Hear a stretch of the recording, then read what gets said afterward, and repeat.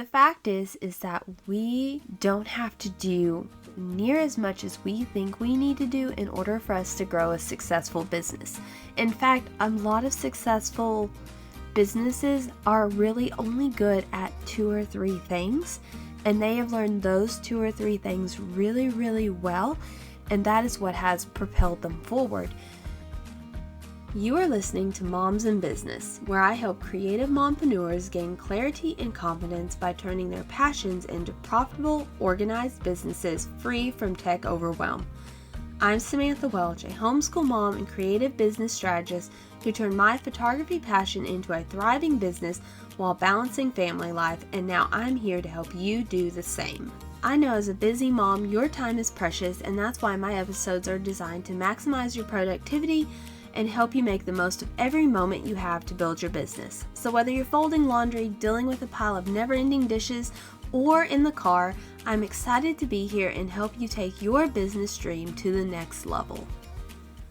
Well, hey there, friend. I am so grateful that you're taking time out of your busy schedule to give me a listen, and I am really, really excited about discussing this topic and crazy kind of how it came about. So, story time.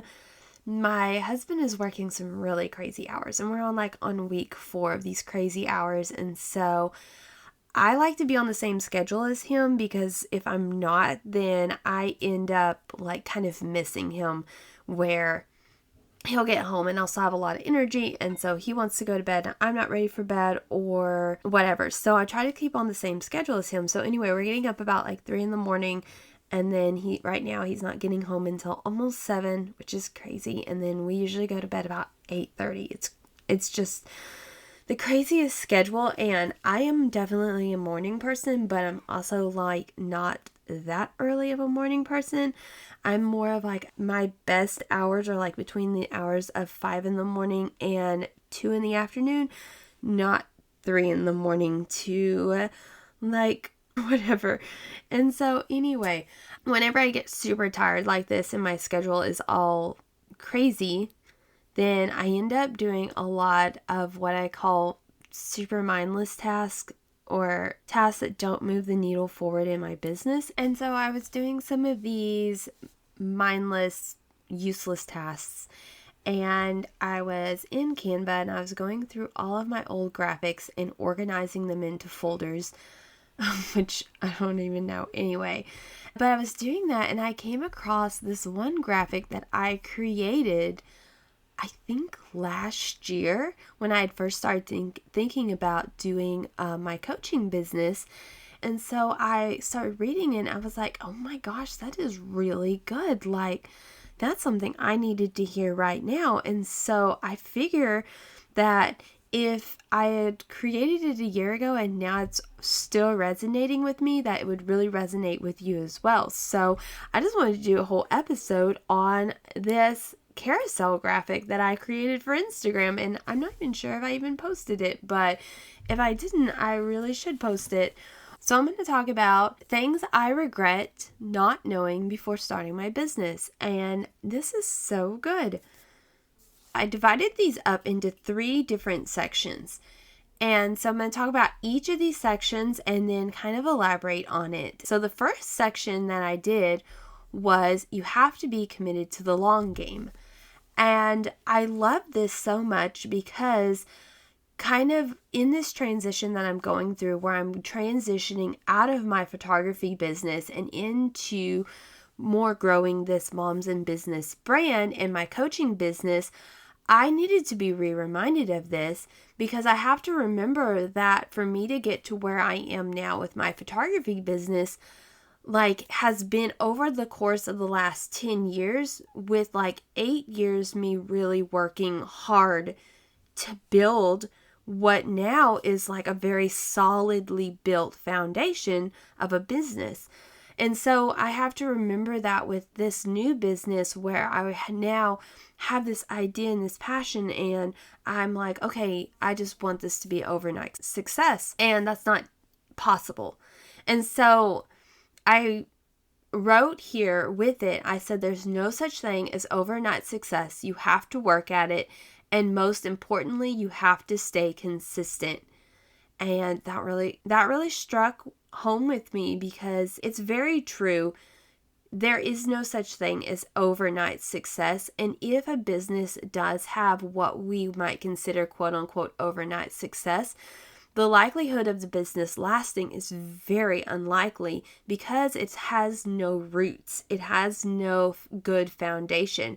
For a business to actually last, it must have a good foundation, and you can't build a good foundation overnight.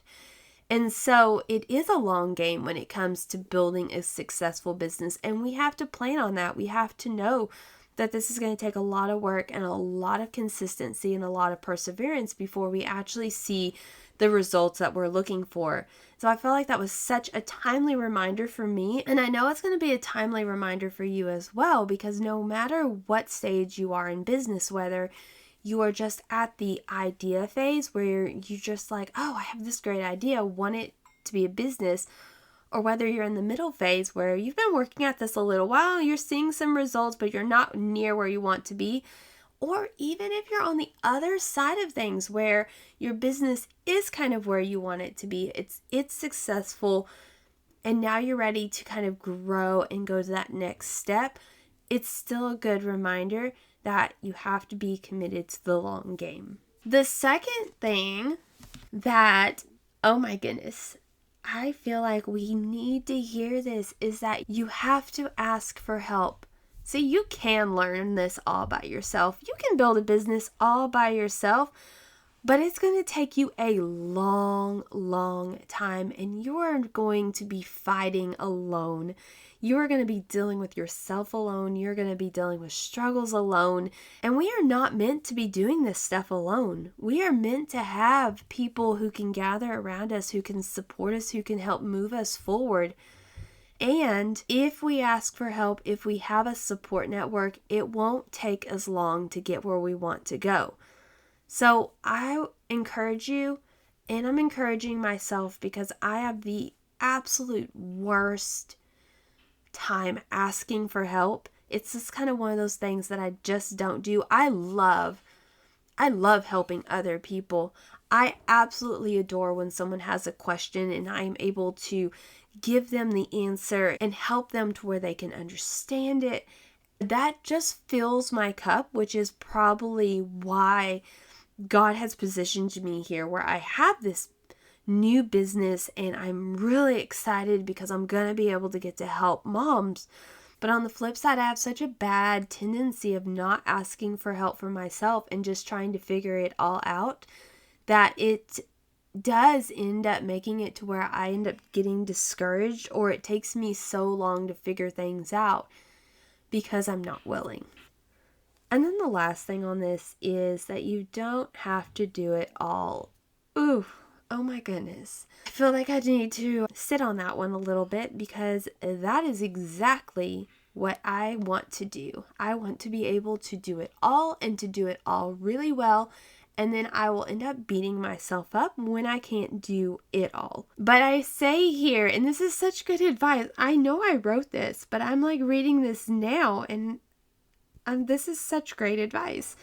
But I say choose just a couple things and learn them well. For example, you don't have to post on all the social media sites. Just choose one and learn it well. That is so true. So true. The fact is that we don't have to do near as much as we think we need to do in order for us to grow a successful business. In fact, a lot of successful businesses are really only good at 2 or 3 things, and they have learned those 2 or 3 things really, really well, and that is what has propelled them forward. And so I think it's really important for us just to be reminded that we don't have to be able to be good at everything, and we don't have to do everything to get the results that we want. I have that shiny object syndrome where I see new things and new programs and new systems and strategies, and I'm like, oh, this would be so awesome. I'm going to implement this into my business. And then I end up wasting a ton of time trying to implement something that I never should have even messed with, because what I had already was working out perfectly well. And it doesn't end up moving my business forward at all. In fact, it actually slows it down, because I am using all of my brain power that I could be using to create and to do what I know I'm supposed to do. I'm using all that brain power to do something that doesn't even matter. If there is one thing that I have really learned about growing my photography business, it is that whenever my business grew the most, whenever I was having consistency in my clientele and actually making income, it is when I got rid of all the things that were not serving me, and I only focused in on the things that were driving business.